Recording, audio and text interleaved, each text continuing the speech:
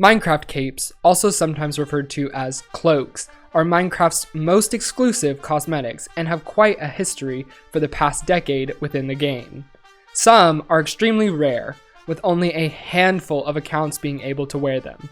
Others are modded into the game through popular clients like Optifine or Badlion, where thousands of players can purchase them.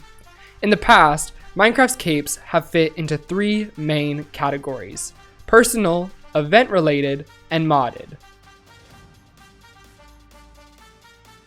Personal capes are obviously the rarest. They're either given directly to players by Mojang or, in some cases, the game's creator, Notch. A few examples of these capes include the Mojang Employee Cape, the Millionth Customer Cape, and the Bacon Cape. And of course, many more that I won't be getting into in this video. Beginning with the first official Minecon in 2011, Mojang began a long history of releasing a cosmetic cape with every annual Minecon event. There are 5 of these capes in the game: the Minecon 2011 cape, the Minecon 2012 cape, the Minecon 2013 cape, the Minecon 2015 cape, and the Minecon 2016 cape. After 2016, Mojang discontinued hosting large in-person events and instead opted for online live streams, what they refer to as Minecraft Live, which removed the possibility to distribute cape codes to in-person attendees, obviously. These capes are, of course, the most notorious, valuable, and coveted capes in the game, as they are the most well-known and particularly the easiest to acquire. Of course, it's against Mojang's rules to trade capes or accounts, but that has never stopped anyone in Minecraft from creating a black market to meet rising player demand. Leading into 2020, these capes were selling for pretty good chunks of money in order to get one of a few hundred codes that still exist out there in order to unlock a cape. The 2011 capes were put onto the accounts that attended Minecon in person, so the only way to acquire these capes was to change passwords and account swap with an owner. These accounts were selling for $300 or more depending upon the seller. Beginning in 2012, Mojang began to distribute codes for the capes at Minecon, so in order to get a 2012 cape, you would only have to purchase the code from the person who went in order to redeem the cape.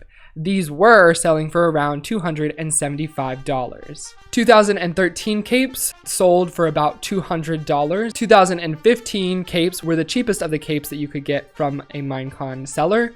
These were selling for roughly $175. And then the very popular 2016 cape, the final Minecon cape released to date, were selling for about $225 on the black market.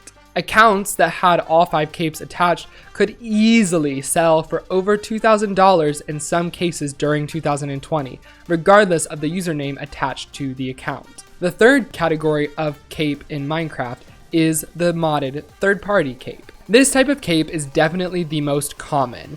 It's one that is modded into Minecraft via a client. Clients like Optifine offer one for a donation to support its developers, whereas Badlion, another client, operates like a marketplace selling capes offered by, in many cases, YouTubers or servers. Now, Badlion refers to these as cloaks, but they're essentially what Mojang considers capes. Here is a look at the Xiphon cloak and then the Akensoft cloak, both of which retail on Badlion's marketplace for $12. Beginning in 2020, Mojang began to announce plans for a lot of changes with regards to cape cosmetics in Minecraft. In April, it updated its end user license agreement with language that specifically disallowed the sale of capes or cloaks by third-party developers, which, as Minecraft EULA changes usually go, didn't sit particularly well with the community. Many worried that they would lose the capes that they had purchased from Optifine or Badlion. Eventually, these third-party developers said that they had received no orders to stop selling capes from Mojang, so to this day they continue to do so on their respective websites. With regards to its own capes, Mojang had become aware of the market that was now trading the cosmetics for a profit. Now, Minecraft and Mojang have kind of a lengthy history of trying to stop people from monetizing Minecraft in ways that they view as kind of irresponsible. So in order to deal a blow to this market, Mojang stopped redeeming cape codes for Minecon capes on May 24th, 2020, which obviously gets rid of a large route that many players were using in order to put a cape onto their account.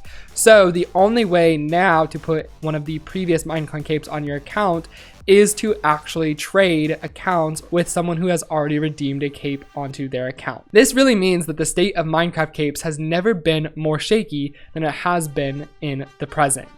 So, this begs the question, what does the future look like for these vaunted cosmetics? Mojang, for its part, hasn't been that tight-lipped about its plans for the future. In February of 2020, Mojang announced the Minecraft Festival, Minecraft's largest in-person event to date to celebrate the game's 10 years, a full decade of success, and share a sneak peek of the game's next decade. The event was going to be held in September of 2020 in Orlando, Florida, before obviously being postponed due to the COVID-19 pandemic until the fall of 2021. If you looked closely, tucked away in the ticket information, Mojang said that every one of the thousands of attendees they plan to host would get an exclusive cape accessible on both Java and Bedrock versions of Minecraft. This will be the first event cape released for 5 years, and players have already talked about purchasing tickets just for the cape. There is definitely more uncertainty surrounding whether third-party modded capes will continue to exist in the coming future. But one thing is for sure, the legacy and legend of Minecraft's most valuable cosmetic isn't going anywhere.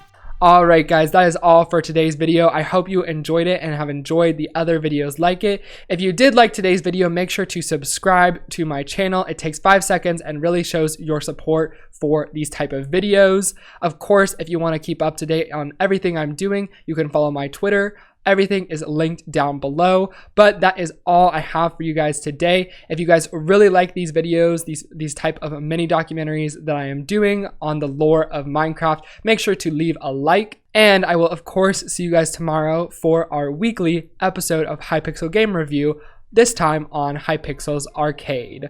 With all that being said, thank you guys so much, and I'll see you next time. Deuces.